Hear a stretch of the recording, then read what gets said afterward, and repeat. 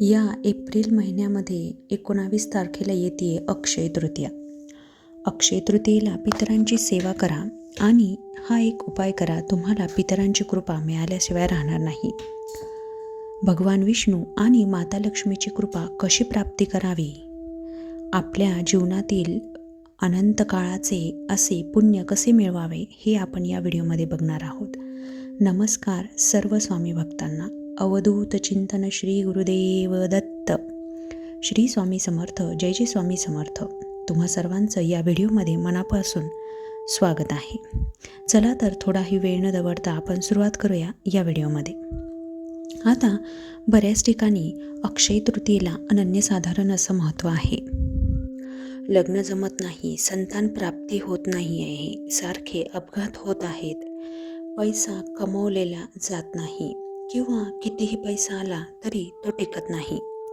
या सर्व गोष्टींना महत्त्वपूर्ण देत या व्हिडिओमध्ये आपण अक्षय तृतीयेमध्ये असा कोणता उपाय करायचा आहे हे या व्हिडिओमध्ये जाणून घेणार आहोत, की जेणेकरून आपल्या पितरांना तृप्ती प्राप्त होईल, मुक्ती प्राप्त होईल आणि आपल्याला पितरांची कृपा मिळाल्याशिवाय राहणार नाही.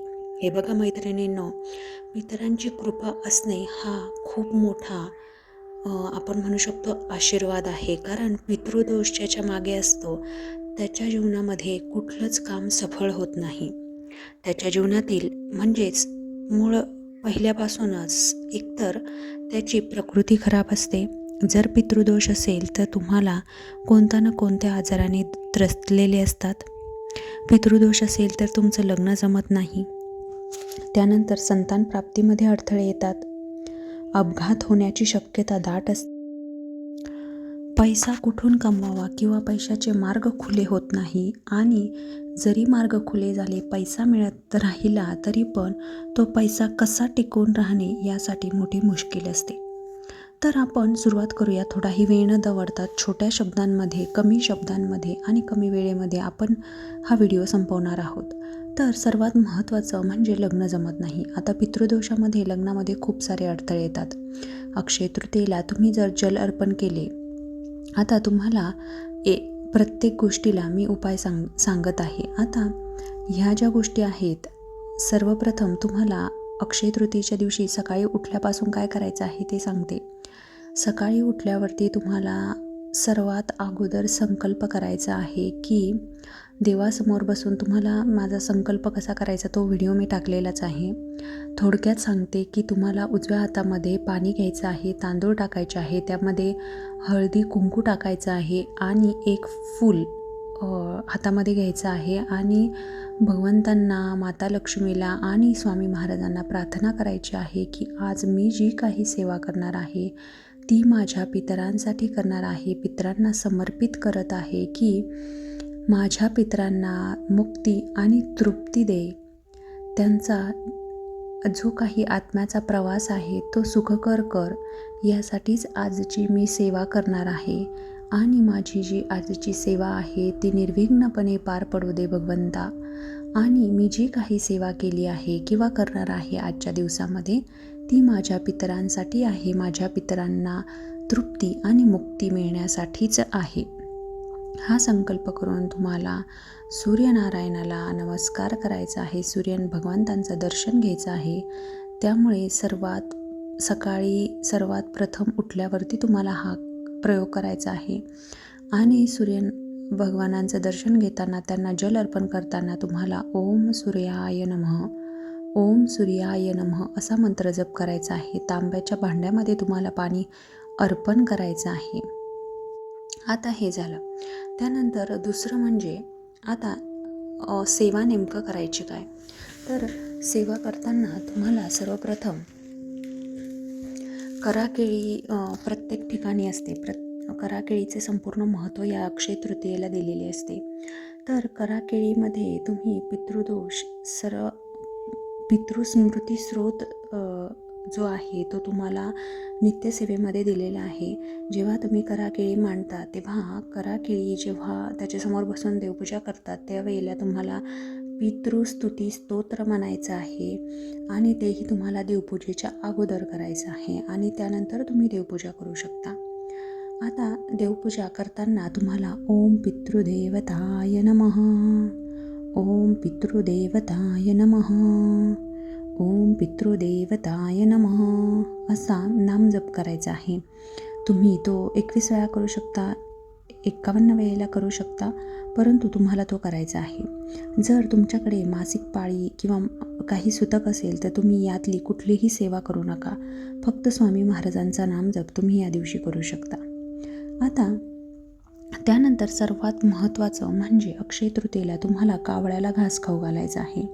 सर्वात महत्त्व जसं तुम्ही पिंडदानाच्या दिवशी करतात किंवा 10व्याच्या दिवशी जेव्हा तुम्ही त्या दिवशी जसं पितर ते खाऊ घालत असतात तसंच तुम्हाला कावळ्याला घास खाऊ घालायचा आहे. आणि हा खूप महत्त्वाचा आहे. आता शहरामध्ये बऱ्याचशा मैत्रिणी माझ्या आहेत, तर त्या म्हणतात की ताई आमच्याकडे कावळे नाही आहेत, तर मग कसं करणार? हे बघा, तुम्ही तुमच्या मनाने तिथे नैवेद्य ठेवून द्या. तो कावळा येईल, चिमणी येईल, कोणता ना कोणता पक्षी येऊन ते खाऊन जाईल, परंतु तुम्हाला हे करायचं आहे की तुमच्या हातून, तुमच्या मनापासून तुम्ही हे कावळ्यासाठी दिलेलं दान आहे, कावळ्यासाठी काढलेला घास आहे, त्यामुळे तुम्ही हे नक्की करा. आता तुमचे जे काही समजा काही आपण जेव्हा लग्न करून सासरी जातो तेव्हा जर तुमचे सासू सासरे जिवंत असतील तर तुम्हाला पित्र घालायचे नाही असं नाही आहे. तुम्हाला अक्षय तृतीयेला पित्र घालायचेच आहे.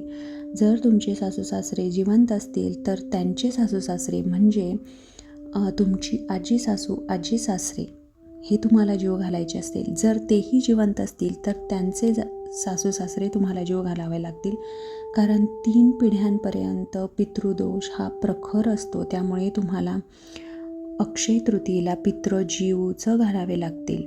आता सर्वात पहिले महिलांचं असं असतं की ताई, माझे बहीण भाऊ, तुम्ही समजा कोणी वारलेलं असेल आणि ते माहेरकडचे असेल तर माझं तुम्हाला म्हणणं असेल की ज्या मुली आहेत त्यांना पितृदोष हा सासरकडचाही असतो आणि माहेरकडचाही असतो.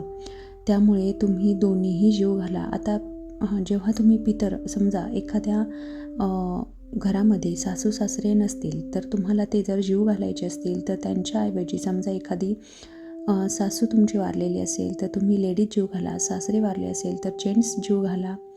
आणि जीव घालताना त्यांच्या नावाचा घास जो आहे तो कावळ्याला किंवा गाईला शक्यतो नाही, परंतु कावळ्याला तुम्हाला तो द्यायचा आहे. अगोदर त्यांना जे ताट तुम्ही जीव घालण्यासाठी देणार आहात त्या ताटातून तुम्हाला तो घास बाजूला काढायचा आहे त्यांच्या नावाने आणि तो घास तुम्हाला कावळ्याला खायला द्यायचा आहे. आता बऱ्याचशा महिला असं म्हणतात की आम्ही जो पितरांना स्वयंपाक केला आहे तो तुम्ही देवाला दाखवू शकतात का? तर हो, तुम्ही दाखवू शकतात. आमच्याकडे दाखवतात, काही ठिकाणी दाखवत नाही, परंतु आमच्याकडे दाखवतात. आणि केंद्रामध्ये देखील विचारलं आहे तर ते बोलतात की दाखवतात, परंतु काही ठिकाणी जर प्रथा नसेल तर तुम्ही तुमच्या प्रथेनुसार करू शकता. आता पुरणपोळी, भजे, सार भात असा हा नैवेद्य असतो. आणि या अक्षय तृतीयेला आंब्याचं म्हणजे आंब्याच्या रसाचं देखील खूप महत्त्व असतं. तर त्यावेळेला तो नैवेद्य तुम्हाला देवालाही दाखवायचा आहे आणि पितरांनाही दाखवायचा आहे. जर ज्यांच्या घरी हा पितराचा स्वयंपाक जर देवाला दाखवत नसेल तर तुम्ही साधा आपला पेढ्याचा किंवा बर्फी, जिलेबी असा प्रसाद तुम्ही बाहेरून मागवून देवाला दाखवू शकता. आता सर्वात महत्त्वाचा जो उपाय आहे पिंपळाला जल अर्पण करण्याचा तो मी तुम्हाला सांगणार आहे. त्यामुळे तुम्हाला तुमच्या पितरांची कृपा प्राप्ती झाल्याशिवाय राहणार नाही. त्यामुळे व्हिडिओ थोडाही स्किप करू नका, शेवटपर्यंत नक्की बघा. आता पितराला जल अर्पण करणे. आता तुम्हाला काय करायचं आहे, एका तांब्यामध्ये पाणी घ्यायचं आहे. त्या पाण्यामध्ये दूध, साखर, काळे तीळ आणि मध त्यात घालायचं आहे आणि दक्षिण दिशेला तोंड करून तुम्हाला पिंपळाला जल अर्पण करायचं आहे. जेव्हा तुम्ही जल अर्पण करत असता त्यावेळेला तुम्हाला ओम नमो भगवते वासुदेवाय नमः, ओम नमो भगवते वासुदेवाय नमः असा मंत्र जप करायचा आहे. पिंपळाच्या झाडाखाली भगवान विष्णूंचा वास असतो हे आपल्याला माहिती आहे. त्यामुळे भगवान विष्णूंची सेवा करण्यासाठी तुम्हाला हा मंत्र जप म्हणायचा आहे. ओम नमो भगवते वासुदेवाय नमः. आता ही जी अक्षय तृतीया आहे, या अक्षय तृतीयेमध्ये दानाचं अनन्यसाधारण महत्त्व आहे. आता तुम्ही दान म्हणून तुमच्याकडे कोणी ब्राह्मण असतील तर त्यांना पितरांसाठी छत्री वगैरे म्हणजे आपण जे काही महिन्याला करतो, पहिला महिना म्हणजे एखादा व्यक्ती वारला आहे त्याचा पहिला महिना जेव्हा आपण घालतो तर त्यावेळेला जे आपण दान देतो, छत्री, चप्पल, बॅटरी अशा गोष्टी ज्या दान देतो की जेणेकरून त्या पितराचा प्रवास जो आहे तो खडतर होऊ नये, सुखकर व्हावा यासाठी देत असतो. तर तुम्ही या दिवशी देखील पितरांसाठी दान करू शकता. अक्षय तृतीयेला केलेले दान हे दीर्घकाळ टिकत असते, म्हणजे कधीही न संपणारे, कधीही क्षय न होणारे, म्हणजे कधीही न संपणारे असे दान, म्हणजेच कधी न संपणारं पुण्य आपल्याला या दानातून मिळत असतं. त्यामुळे यथाशक्ती तुम्हाला जे होईल ते दान तुम्ही या अक्षय तृतीयेला करा. तुम्हाला नक्कीच पितरांची प्राप्ती, आपण म्हणू शकतो पितरांची कृपा मिळाल्याशिवाय राहणार नाही. तर मैत्रिणींनो, मला या व्हिडिओमध्ये तुम्हाला हेच सांगायचं आहे की तुम्हाला यथाशक्ती होईल ते दान तुम्ही करा. अन्नदान हे सर्वोत्तम दान आहे. गरिबांना मदत करा, कपडे, वस्त्र, पाण्याची सोय करा, एखादं गुप्त दान करा. आणि दान करताना तुम्हाला अहंकार बिलकुलही ठेवायचा नाही आहे. तुम्हाला पितरांची अशी सेवा करायची आहे की जी दानातून दिसेल आणि तुम्हाला पितर प्रसन्न झाल्याशिवाय राहणार नाही. आता तुम्ही म्हणताल मैत्रिणींनो की पितर प्रसन्न होणं एवढं महत्त्वाचं आहे की तुम्ही एखाद्या अशा व्यक्तीला भेट द्या की त्याला प्रखर पितृदोष सांगितलेला आहे आणि तुम्ही त्याच्या तोंडून हे सर्व ऐकताल की माझं कुठलंच काम होत नाही आहे, नाही लग्न जमत आहे, नाही संतान प्राप्ती, नाही पैसे मिळतात आणि पैसा तर टिकतच नाही, असे भरपूर असंख्य प्रॉब्लेम्स पितृदोषामुळे होतात. आणि 1 दिवसांची सेवा केल्याने आपल्याला काही, म्हणजे मला असं वाटतं की आपल्याला 1 दिवसांची सेवा करून जर इतकं पुण्य मिळत असेल आणि इतकी आपली जीवनामध्ये पुण्याचा साठा जर वाढत असेल की जो अक्षय काळ टिकणारा आहे, तर मला असं वाटतं की ह्या सर्व सेवा करायला काहीही हरकत नाही आहे. आता यावरूनही पुढे जर सांगायचं झालं की तुमचे जर सासू सासरे जिवंत असतील तर त्यांना जीव लावा, त्यांना खाऊ घाला, जिवंत असेपर्यंत त्यांच्याकडे लक्ष द्या, त्यांच्यावरती जीव ओवाळून टाका, हे सर्व करा. कारण मेल्यावरती आणि आपण सर्व काही करतच असतो. 10वा करतो, महिने घालतो, वर्षश्राद्ध घालतो, त्यानंतर पितरही जीव घालतो. त्यामुळं सर्वजण खूप काही करत असतात एखाद्या व्यक्ती गेल्यावरती. पण मला असं वाटतं की त्यापेक्षाही अजून श्रेष्ठ जर जे काही दान असेल किंवा जे काही पुण्य असेल ते जिवंतपणे माणसासारखं वागवणं आहे आणि त्यांची सेवा करणं आहे. त्यातूनच आपला पितृदोष कमी होत असतो आणि आपल्याला पुण्य घडत असतं. हेच अक्षय तृतीयेचं सर्वात महत्त्वाचं उदाहरण आहे किंवा सर्वात महत्त्वाचं सांगणं मला तुम्हा सर्व स्वामी भक्तांना आहे.